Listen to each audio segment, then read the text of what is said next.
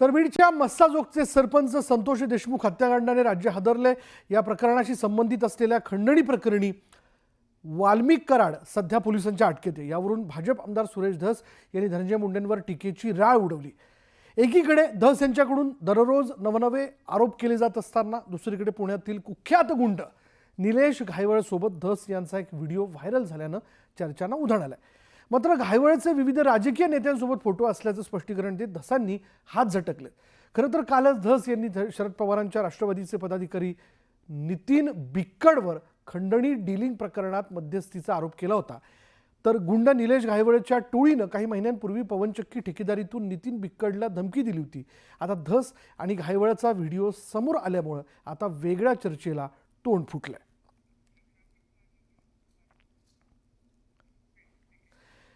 मंडळी, असं यातलं पुण्यातलं कनेक्शन म्हणजे पुणे कनेक्शन घायवळच्या निमित्ताने कसं समोर येते बघा, ते ग्राफिक्सच्या माध्यमातून जाणून घेऊयात। इंटरेस्टिंग आहे बघा। धसांनी जर आपण पाहिलं, सुरेश धस यांनी बिक्कडवरती आरोप केले। बरं, बिक्कड आपल्याला सगळ्यांना माहिती आहे, पवनचक्की म्हणजे नितीन बिक्कड हा पवनचक्की प्रकरणाच्या संदर्भात जर आपण पाहिलं तर जेवढ्या धस यांच्या तालुक्यामध्ये सगळ्यात जास्त पवनचक्की आणि शिवाय बीडमध्ये जेवढ्या पवनचक्की आहेत त्या पवनचक्कीच्या सुरक्षा व्यवस्थेची जबाबदारी याच्यावरती म्हणजे याची सिक्युरिटी तिथं काम करते।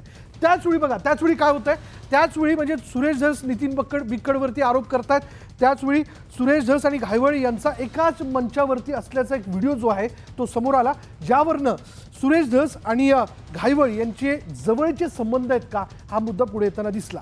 आणि त्याचवेळी जर आपण पाहिलं तर घायवळ हा नितीन बिक्कडला या पवनचक्की प्रकरणाच्या सिक्युरिटी एजन्सीच्या विषयाला घेऊन काही मुद्द्यांना घेऊन धमकी देताना या ठिकाणी त्यांनी धमकी दिल्याचं या प्रकरणात समोर आलेलं आहे।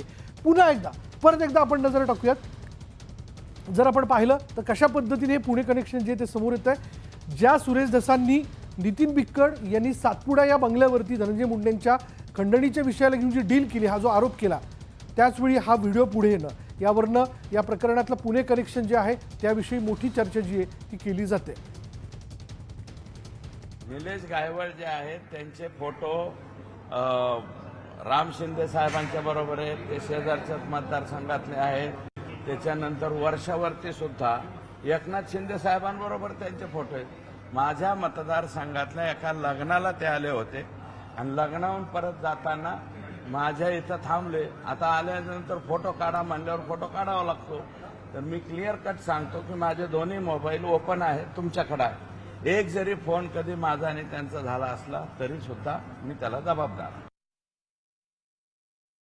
निलेश घायवळ हा माझ्या जवळजवळ आता 3-4 महिन्यापूर्वी माझ्या गावात जाऊन मी मुंबईला असताना माझ्या वडिलांना जाऊन धमकी दिली होती तिथं की तुझ्या मुलाला नीट सांग, माझ्या कामात अडथळा निर्माण करतोय आणि त्याला आम्ही जीव मारून टाकू, याची मी वाशी पोलीस स्टेशन, आमचं उस्मानाबाद वाशी पोलीस स्टेशन आहे, तिथं मी तक्रार दाखल केलेली आहे त्या प्रकारे। दरम्यान या प्रकरणी सुरेश धस यांनी नितीन बिक्कड यांच्यावरती काय आरोप केले आपण हे बघितलंच। पुढा या बंगल्यावर आवाजा कंपनीचे अल्ताफ तांबोळी प्लस शुक्ला व इतर अधिकारी वाल्मिक आणि बिक्कड यांची बैठक झाली। बैठकीमध्ये डील 3 कोटीला फायनल झाली।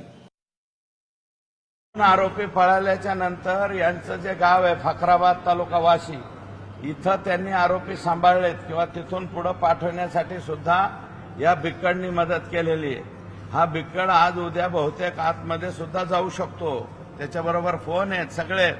आणि वाल्मिक अण्णा कराड आणि धनंजय मुंडे यांच्याबरोबर किती वेळा कुठं बसलेले आहेत ते सगळं मी सांगण्याची काय गरज आहे, पोलीस तपासामध्ये येईल ना। आणि बिक्कड सारखा जो गुंड प्रवृत्तीचा माणूस आहे, ज्याचं बरंचसं रेकॉर्ड आहे, अशांनी मला वाटतं मला शिकवण्याची आवश्यकता नाही। अल्ताफ तांबोळी साहेबांचं नाव घेतात, त्यांना घेऊन कधीही त्या बंगल्यावर गेलो नाही। मी 25 जूनला एक वेळेस त्या बंगल्यावर गेलो होतो, म्हणजे 1 ते 2 वेळेस गेलो होतो, पण ते माझ्या पर्सनल कामासाठी गेलो होतो। त्याचा व्हिडिओ पण आहे माझ्याकडं। ते माझं एक पर्सनल काम होतं धाराशिवच्या सीओकडं, ते ग्रामपंचायत, मी सरपंच आहे फकराबादचा, त्या संदर्भात मी कामासाठी गेलेलो आहे। पण खंडणी प्रकरणात जे तारखा दिल्या त्या प्रकरणात कधीही गेलेलो नाही मी। आणि आता वेळ झाली का ब्रेकची। ब्रेक घेऊयात, पहा फक्त न्यूज 18 लोकमत।